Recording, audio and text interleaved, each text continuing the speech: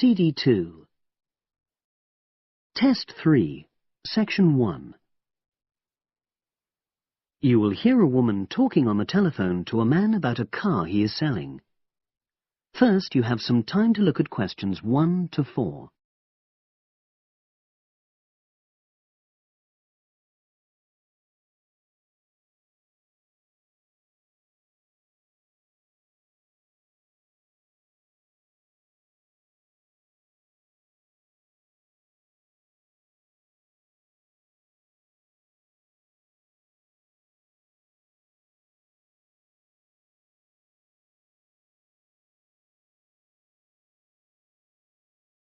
You will see that there is an example which has been done for you.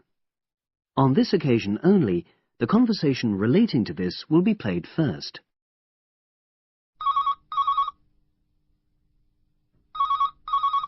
Hello, Brian Park speaking. Oh, hello. I'm calling about the advert in the paper. For the car? Yes, the Mini you've got advertised for sale. Oh, yes. I just wanted to find out a bit more information. Of course. What would you like to know? It's my brother who's interested, actually, but he's not in today, so he asked me to call you. Fine. Great, thanks. So, it's a Mini, Yep. and how old is it? Just coming up to 13 years old. The man says the car is just coming up to 13 years old. So 13 has been written in the space. Now we shall begin. You should answer the questions as you listen, because you will not hear the recording a second time. Listen carefully and answer questions 1 to 4.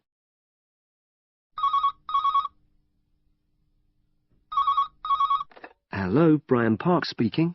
Oh, hello. I'm calling about the advert in the paper. For the car? Yes, the Mini you've got advertised for sale. Oh, yes. I just wanted to find out a bit more information. Of course. What would you like to know?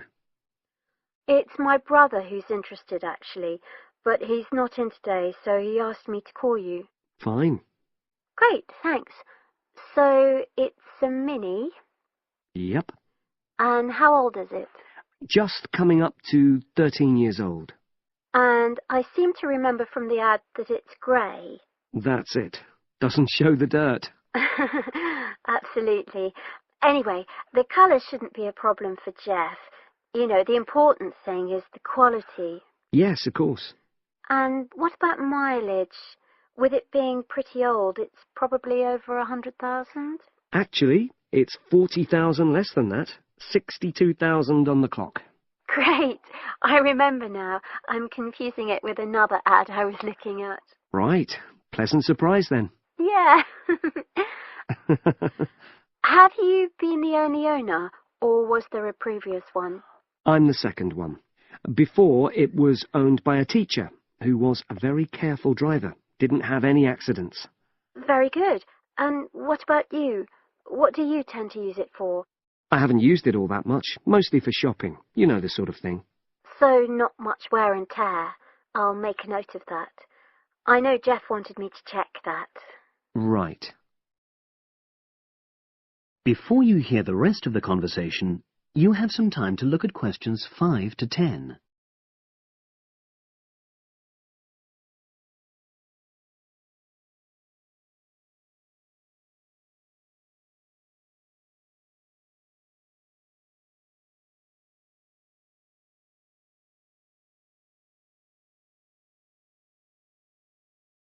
Now listen and answer questions 5 to 10. Now, about the price, I see you've got it down as £1,250. I'm not sure Jeff will be able to come up with that amount. In the ad, I did say 1,250 or nearest offer. So would you be prepared to go down to 1,000? That's really too low, I'm afraid. 1,100? I might be able to go to that. Okay, I'll make a note of that. What about tax? Is it due soon? Got another 5 months before it's due. Oh, that's a real plus, yes. I'll make a note of that. Okay. Now, you say it's in good condition. For its age, I'd say yes, definitely. It's just been serviced and there were no major problems. Major? I'd be able to show you the service report. The only thing is, you'd have to get a new tyre in the near future. Though it's still okay, you know. It's certainly absolutely safe at the moment. Okay, fair enough. Yes, I understand. And the garage also mentioned that one headlight could probably do with replacing.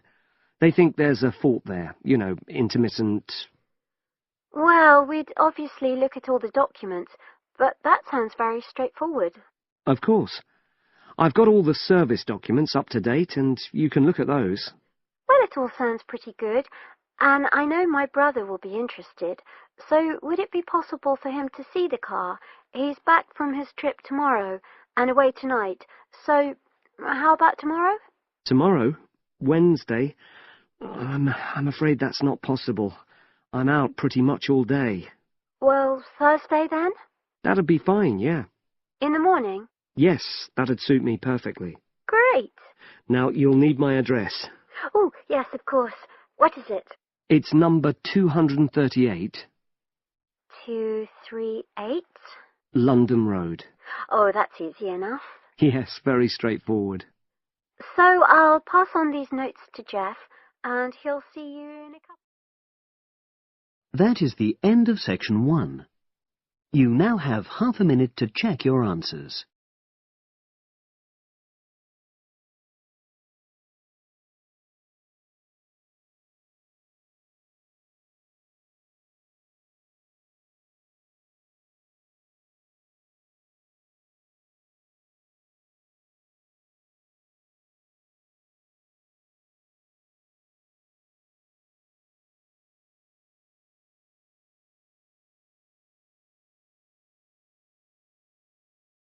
Now turn to section 2.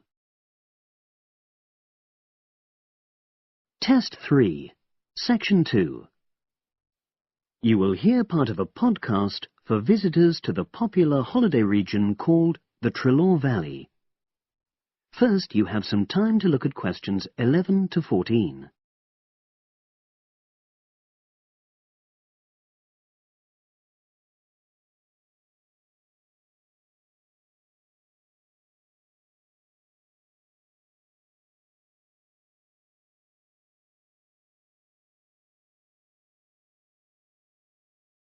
Now listen and answer questions 11 to 14. The valley and estuary of the River Trelaw forms an unspoilt, beautiful landscape, rich in both wildlife and sites of historic interest. There are many ways to explore the area, and public transport links are good. It is possible to leave your car behind and travel by boat, train, or bus, with just short walks in between stops. The Trelaw Valley Passenger Ferry runs between villages along the river estuary and provides a link with a train station at Barry, which is about 10 minutes' walk from the riverside village of Calton. In the past, the river was the main form of transport in the area, and as in the past, today's ferry service operates according to nature. The river estuary is tidal, and so the ferry timetable differs from day to day, according to the times and height of the tide. The ferry is also seasonal, normally running between April and September, depending on the weather. A timetable for the whole year can be downloaded from the internet by visiting www.trelawferry.co.uk. If you just want to sit and relax and enjoy the lovely scenery, you can take a river cruise to Calton and back from the nearby city of Plymouth. In the past, steamships brought early tourists along the same route. Queen Victoria and her family enjoyed such a trip in 1856. The journey is quicker these days. The round trip takes between 4 and 5 hours, depending on tides and weather. If you prefer, you can travel upriver by boat and return to Plymouth by train. All cruise boats and trains have wheelchair access. For more information and for departure times, ring Plymouth Boat Cruises on 017-528-23104. Trains run several times a day throughout the year between Calton and Plymouth, with various stops in between. They are used by both local commuters and tourists who want to enjoy the beautiful scenery. The highlight of the journey is crossing the river on the stunning viaduct, which was built at the beginning of the 20th century and towers 120 feet over the water. It is unnecessary to book, and tickets can be bought on the train. For information about fares and timetables, contact National Rail Enquiries by phone or online. The bus service in the Treloar Valley now connects all train stations and villages in the area. Especially for holidaymakers, there's a Rover ticket which can be used at weekends and on national holidays, and allows unlimited journeys on those days. The Rover ticket provides great value for money and is now even cheaper than it was last year. An adult ticket costs £5.50 a day. Senior citizens can travel for £4.50, and a family ticket for up to 5 people costs just £12. Tickets can be bought on the bus. Now you have some time to look at questions 15 to 20.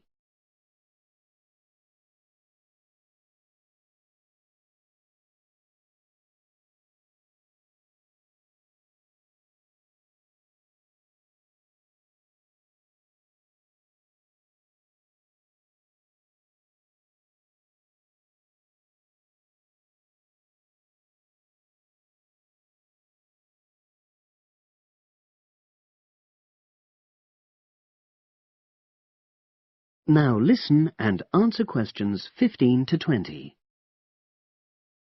At the center of the Treloar estuary area is the historic riverside village of Calton.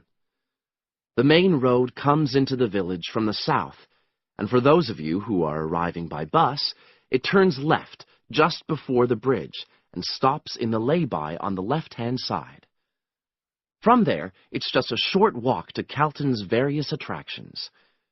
If you're arriving by car, you have to leave it in the main car park. Go over the bridge and take the first turning on the right. Then go on until you come to the end of that road. It's the only place to park in Calton, but there's no charge.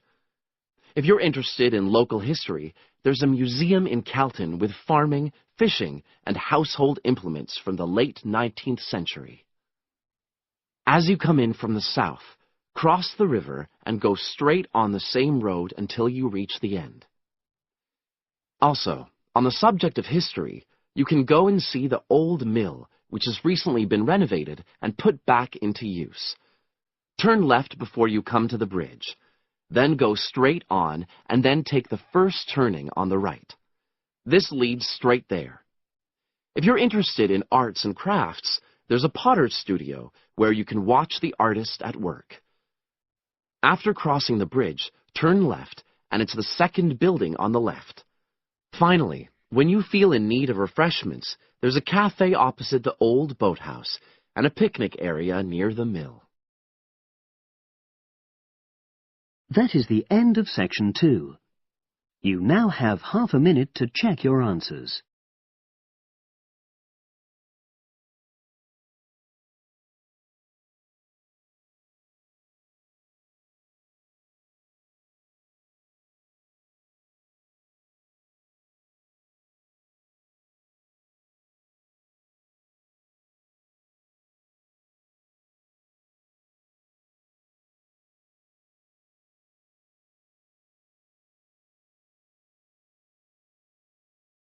Now turn to section 3. Test 3, section 3. You will hear 2 geography students talking. An older student, called Howard, is giving advice to a younger student, called Joanne, on writing her dissertation. First, you have some time to look at questions 21 to 24.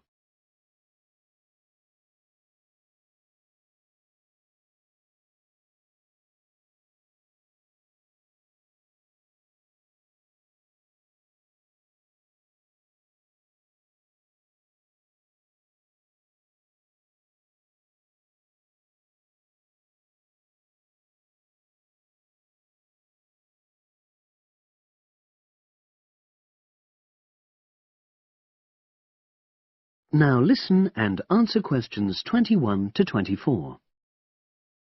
Hi, Howard. I haven't seen you for a while. Hi, Joanne.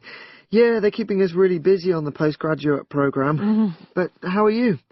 You'll be starting your dissertation soon, won't you? Yeah, tutorials start next week. I've got Dr. Peterson.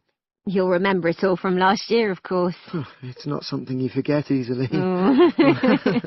But seriously, although I didn't expect to enjoy writing my dissertation, and in fact I didn't really find it much fun, I wouldn't have missed the experience. I found it really improved my understanding of the whole degree programme, you know, from the first year on. Right. So, what are you doing yours on? Glaciated landscapes. Although I haven't decided exactly what aspect yet. I did mine on climate systems, so I can't help you much, I'm afraid. But you'll be fine once you start your tutorials. Dr. Peterson will help you focus. I know, and he'll set me deadlines for the different stages, which is what I need. My concern is that I've got tons of material on the topic, and I won't be able to stick to the word limit, you know. I remember I had different concerns when I was doing my dissertation. Last year?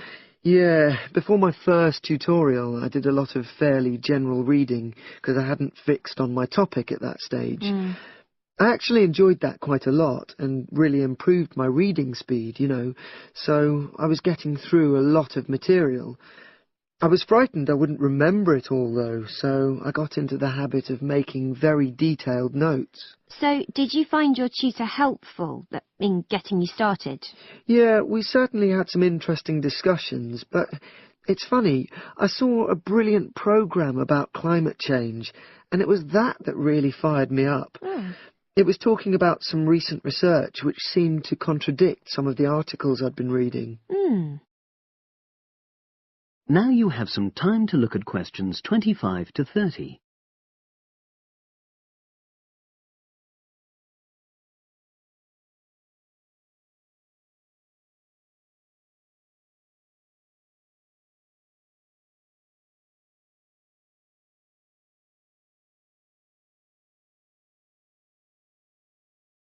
Now listen and answer questions 25 to 30. So you say your tutorials start next week? Yeah. Well, the first month's crucial. You've got to meet your tutor and decide on your focus, but don't become too dependent on him. You know, don't see him every week, only when you want to check something. Right. Once you've got the focus, you've got to get reading. It's helpful to look through the bibliographies for all the course modules relating to your topic, and get hold of any books you think you'll need. I haven't got much money. I mean, get the books from the library, far better. And I suppose I should prepare a detailed outline of the chapters? Yeah, absolutely. But don't feel you have to follow it slavishly. It's meant to be flexible. OK. Now, I'm someone who likes to get writing quickly. I can't just sit and read for a month. Not like me, then. But if that's what suits you, you know, your natural approach, then you really ought to start immediately and write the first chapter. Right. Now, Joanne, about the library, it's worthwhile getting on good terms with the staff. They aren't always helpful with undergraduates. I suppose they focus on postgrads more. Maybe. But show them you're serious about wanting to do good work. And what if I can't find what I need?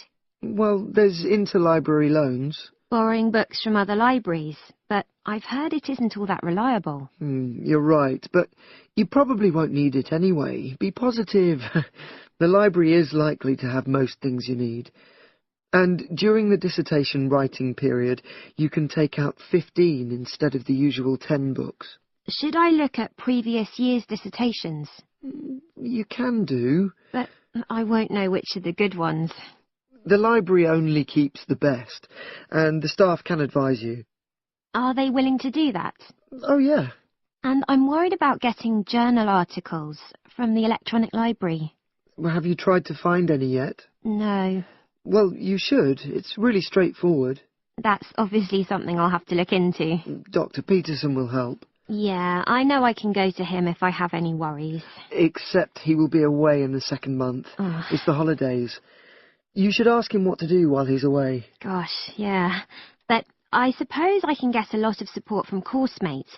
I know a couple of people who are thinking of doing the same topic as me. Take care. Collaboration can become dependency. I think you'd better see how that works out, what the people are like. You're probably right. About other reading, I suppose Dr. Peterson will recommend plenty of good articles to get me started. One thing I'd find out is what his attitude is to internet sources. Surely not in this day and age. I'd better get that sorted out right at the beginning. I would if I were you. And I've also got some questions about the research sections. How much time I should spend explaining the process? Well, I think that's up to you. You can see how it develops as you're writing. Okay. It's the same with things like time management. That's something a tutor can't really help you with. I agree. So, is there anything else you need me to go over?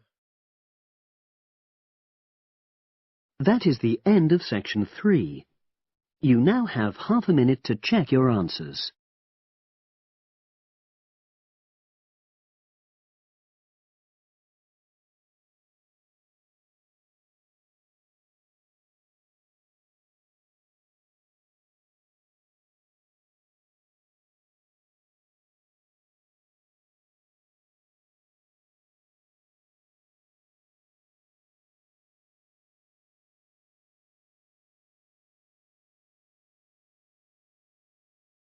Now turn to section 4. Test 3, section 4. You will hear a psychology undergraduate describing the research she is currently doing on expertise in creative writing. First, you have some time to look at questions 31 to 40.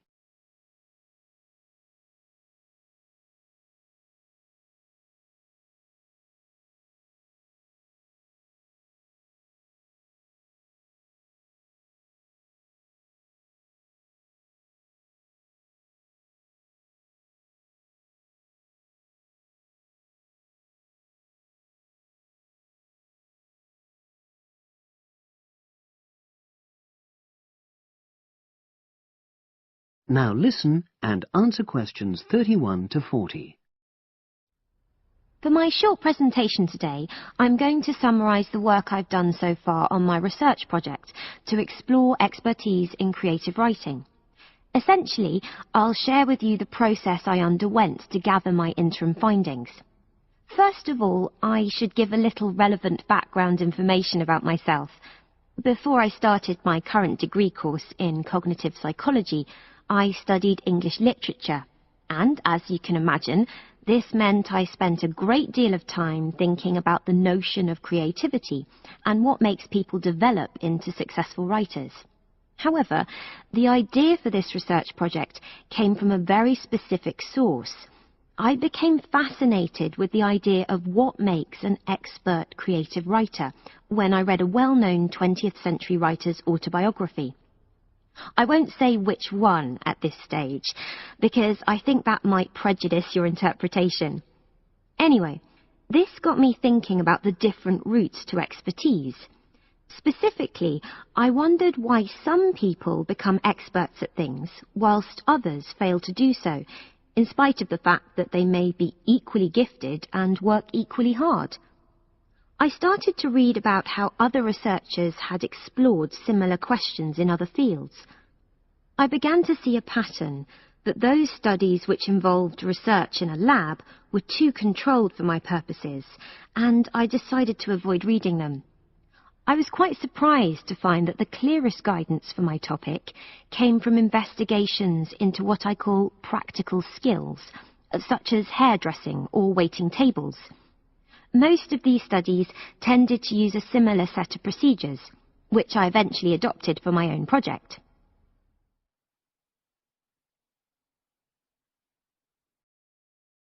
I'll now explain what these procedures were. I decided to compare what inexperienced writers do with what experienced writers do. In order to investigate this, I looked for 4 people whom I regarded as real novices in this field, which proved easy, perhaps unsurprisingly. It proved much harder to locate people with suitably extensive experience who were willing to take part in my study. I asked the first four to do a set writing task and, as they wrote, to talk into a tape recorder, a technique known as think aloud. This was in order to get experimental data. Whilst they were doing this, a research assistant recorded them using video. I thought it might be helpful for me in my transcriptions later on. I then asked 4 experienced writers to do exactly the same task. After this, I made a comparison between the 2 sets of data, and this helped me to produce a framework for analysis. In particular, I identified 5 major stages which all creative writers seem to go through when generating this genre of text. I think it was fairly effective, but still needs some work, so I intend to tighten this up later for use with subsequent datasets. I then wanted to see whether experienced writers were actually producing the better pieces of writing. So I asked an editor, an expert in reviewing creative writing, to decide which were the best pieces of writing. This person put the 8 pieces of work in order of quality, in rank order, and using his evaluations, I was then able to work out which sequence of the 5 stages seemed to lead to the best quality writing. Now, my findings are by no means conclusive at this point. I still have a long way to go, but if any of you have any questions, I'd be happy to answer them and go. That is the end of section 4. You now have half a minute to check your answers.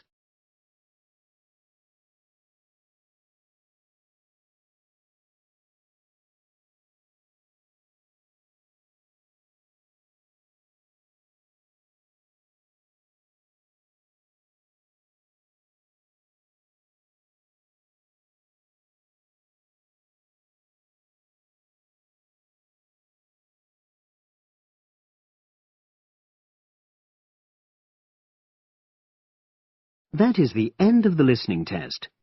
You now have 10 minutes to transfer your answers to the separate answer sheet.